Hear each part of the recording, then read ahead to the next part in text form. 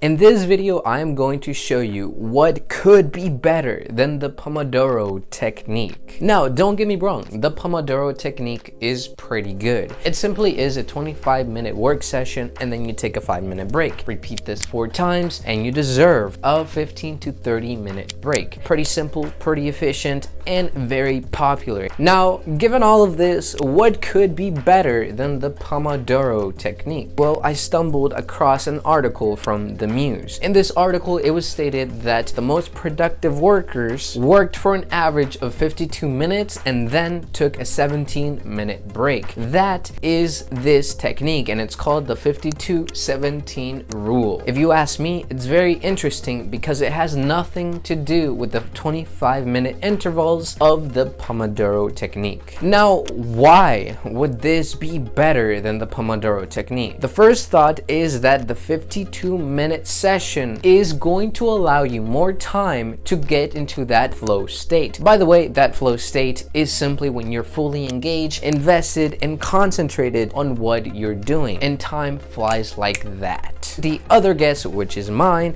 is that the 17-minute break allows you to have more rest between sessions so that you get fully prepped and your mind is at its peak. Now, don't think this comes from a biased position. I have been using the Pomodoro Technique for over a year now, and it has done a lot of great things for me, especially within my studies of my university and, of course, YouTube. However, as much as I love the Pomodoro Technique, there is one thing that keeps bothering me about it, and that is that it just is a little bit harder to get into that flow state of mind. Oftentimes, when I'm about to get into that state, boom, the timer goes off and, well, it's my 5-minute break and adios work. The other thing is because it's just 25 minutes, I see myself looking back at the 25-minute timer and can't wait until that timer sets off because I want to go and take my 5-minute break. And another slight problem is that the 5-minute breaks often don't feel like they are breaks. So what I feel is that I'm done with my work, I'm about to go sit, and the timer sets off for the 5-minute break. And I'm like, whoa, did I actually just not take a break? What happened to my 5 minutes? Like I was being ripped off and I was just working all the time. Okay, but enough of theories and thoughts. You're not here for that. I have been personally trying the 52-17 rule for the last 7 days. And I didn't want to do this at first because one, 52 minutes compared to the 25 minutes, it's quite a bit. Maybe I was gonna burn out, or maybe I was just gonna get bored. I wasn't so sure about it. And the other thing that did kind of rub me the wrong way was that the 17-minute break seemed like it was a little too long. Was I really doing the best out of the time that I had? However, at the end of the last 7 days, I have found that I actually love this 52-17 rule over the Pomodoro Technique. The main reason was what was promised in the article. That 52-minute work session definitely made it easier for me to enter into that flow state of work, and it just feels so good to be in that state because you produce quality work, but at the same time you are being engaged in it and the time doesn't even feel like it's passing by. And the other thing that I could not complain about was the 17-minute break. You know, I thought of things like I could go and take a nap, I could go for a walk, or just do something else. But the point was that it felt like it was worth working for 52 minutes and then taking that good old break. So at this moment, you might be wondering, what is the right thing for you? Well, very simply, the first thing that you can do is smashing that like button, because if you do, there's a 99.99% chance that you, my friends, are indeed the GOAT.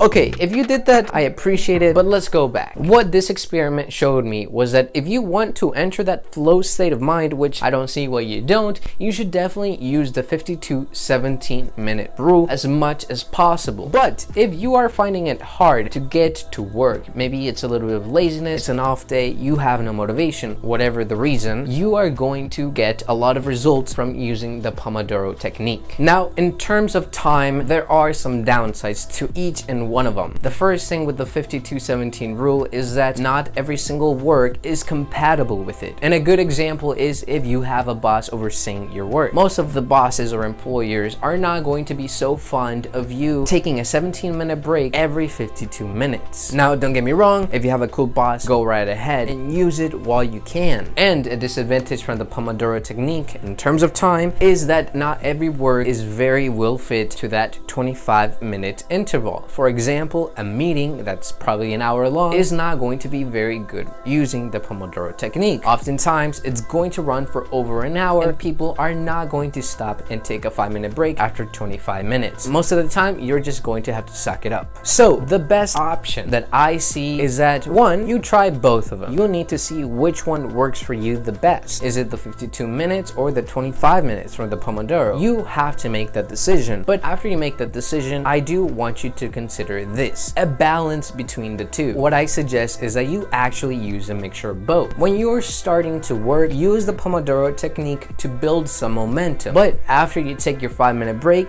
switch back to that 52-17 rule if possible, because that way you're going to be in that flow state, your work is going to be of quality and efficiency. Once you're about to end your work session, you might see that you no longer have time for a 52-minute session, and then you might want to go and switch back to the Pomodoro technique. As well, maybe at the end of your work, you might feel like you're a bit fatigued, and switching back to the Pomodoro is a good call. Now, this time management structure is pretty good, but of course, it's not everything to do with productivity. The other issue with productivity is that you have to get into that state of being motivated and out of that rut that we often feel. Maybe it's laziness, maybe it's burnout. And if you're feeling that way, you should definitely check this video right here, which is going to show you 3.5 steps to get you out of that state and get you to be productive and more within line of your goals. Either way, I will see you on the next one. Stay sharp.